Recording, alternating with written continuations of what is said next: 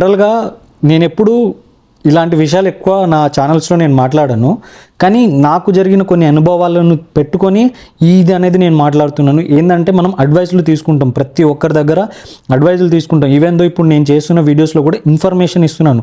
అలా అని చెప్పేసి నా ప్రతి ఇన్ఫర్మేషన్ నేను చెప్పింది రైట్ అని చెప్పేసి లైక్ మీరు అనేది ఎప్పుడూ బిలీవ్ చేయకూడదు.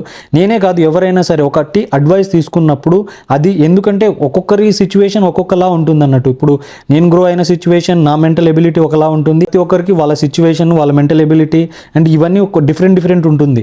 అలా అని చెప్పేసి ప్రతి ఒక్కరి అడ్వైస్లు మీకు సెట్ అవుతుందా అంటే కాదు, కొన్ని మాత్రమే మీకు సెట్ అవుతుంది. సో నెక్స్ట్ టైం మీరు అడ్వైస్లు తీసుకునేటప్పుడు ఎవరి అడ్వైస్లు తీసుకుంటే ఇట్ విల్ బి బెటర్ అని చెప్పేసి మీ అంతటా మీరు ఓన్గా ఎనాలిటిక్ చేసుకుంటే it will be helpful for your career development. అంతేగాని చెప్పేసి ప్రతి ఒక్క అడ్వైస్లు మీరు ఫాలో అయ్యారనుకోండి అంతే. అదే నేను చూస్తున్నాను చాలా వరకు ఏఐ ఇన్ సివిల్ ఇంజనీరింగ్ అని చెప్పేసి కోర్సెస్ సేల్ చేసేస్తున్నారు. సో లైక్ అది లిటరలీ ఎలా అంటే ఏఐ మన సివిల్ని రిప్లేస్ చేయలేదు. ఏఐ అనేది మన జాబ్స్ని రిప్లేస్ చేయలేదు. ఎందుకంటే ఇంజనీర్స్ అంటేనే ప్రాబ్లమ్ సాల్వింగ్ అన్నట్టు. సో నెక్స్ట్ టైం అడ్వైస్లు తీసుకునేటప్పుడు చూసుకోండి.